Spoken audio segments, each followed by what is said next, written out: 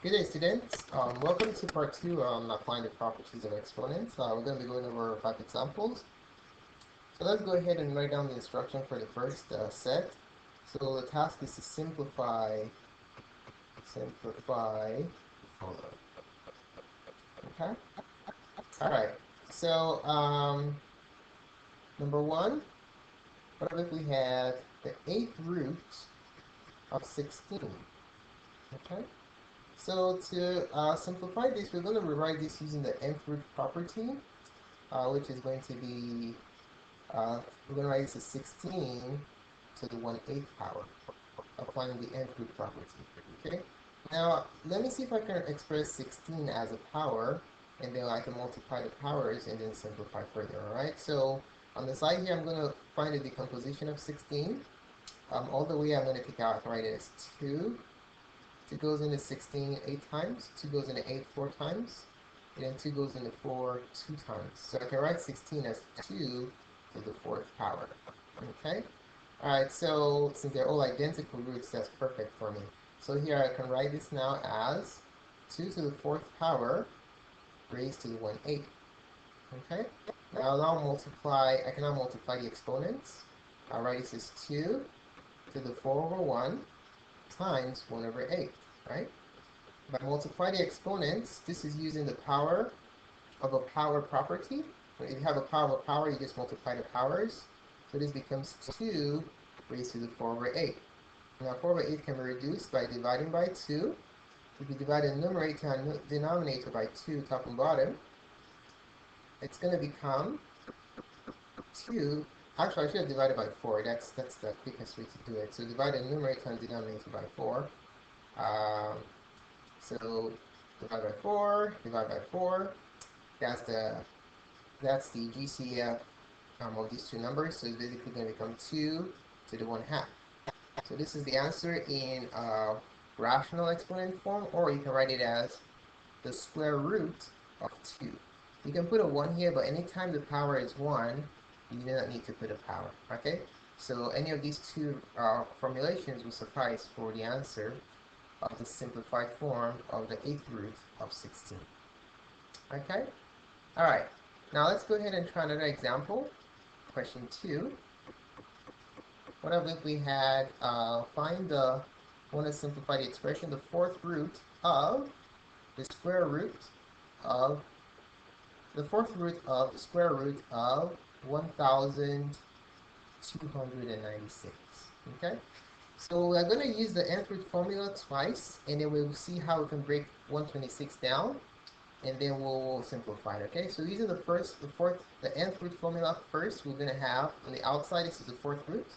So we're going to have the square root of 1,296 raised to the 1/4 power. Okay? Alright, and now we can then further rewrite this. This is now going to become, using the nth root power again, it's going to become 1,296 power, 296 raised to the 1/2, and then that whole thing raised to the 1/4. Now where did this 1/2 come from? Remember, anytime you have no number there, the imaginary or default number is 2. So there's a 2 here, that's why it became 1/2 using the nth property of exponents. Okay? Now we have a power of a power. If you have a power of a power, what you do is you just multiply the powers. So this expression becomes 1,296 raised to the 1/2 times 1/4, which becomes 1,296 raised to the 1/8 power. Okay? Now, if you look at 1,296, it looks like a power of 6 or 3, but if I look at this, 6 goes into this number, because if you look at the number 3 goes into it, because we add all the digits, you have 3 plus 9, which is 12, plus 6, which is 18, is divisible by 3, and this is even, so it's divisible by 2 also. So let's try 6 and see what we get. So if I take out 6 from 12, I'll have 2, and then 6 goes into 9 once, and then it goes into 36 6 times, and then take out another 6.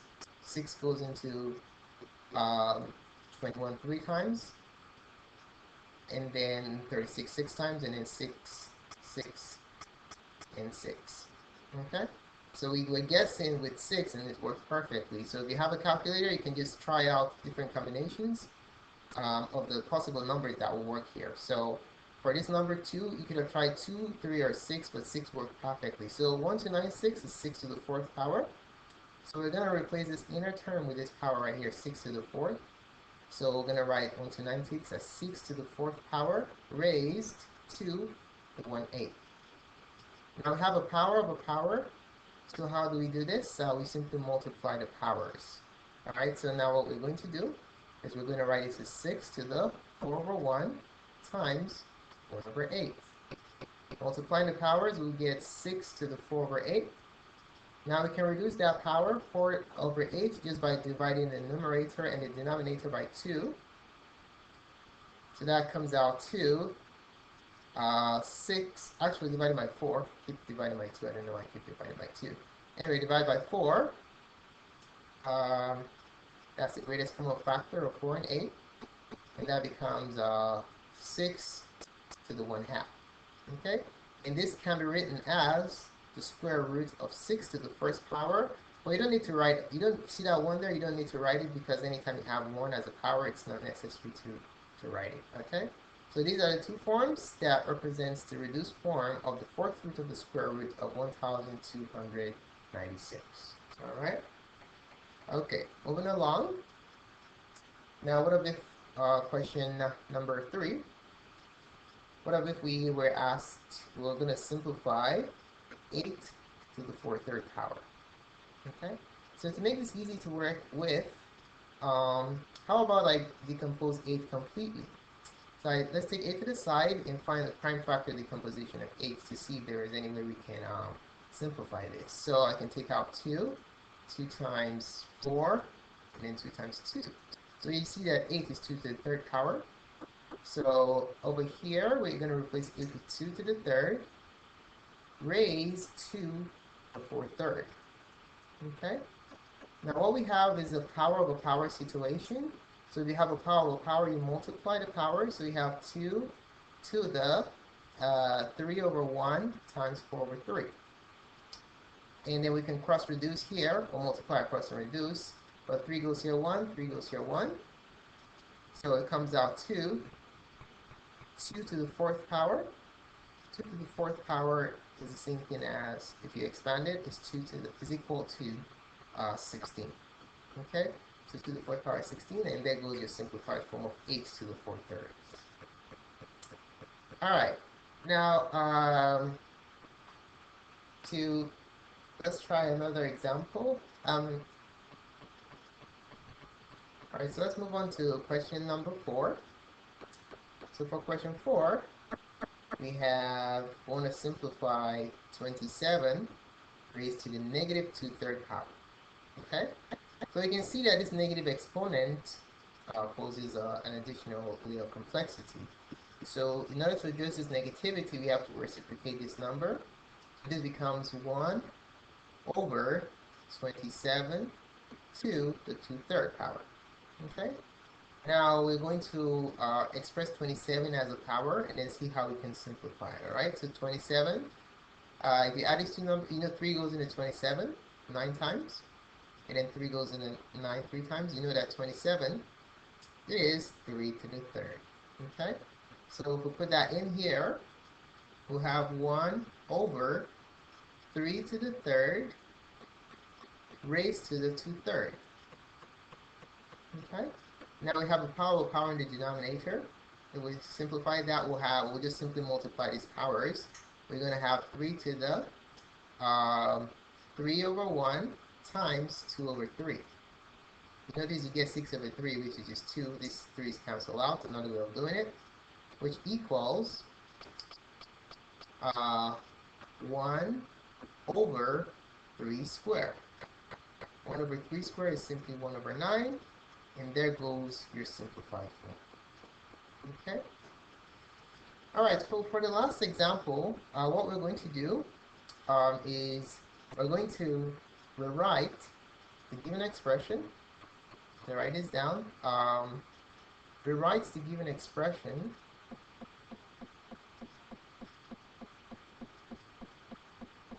expression um, using rational exponents. Okay, using rational exponents.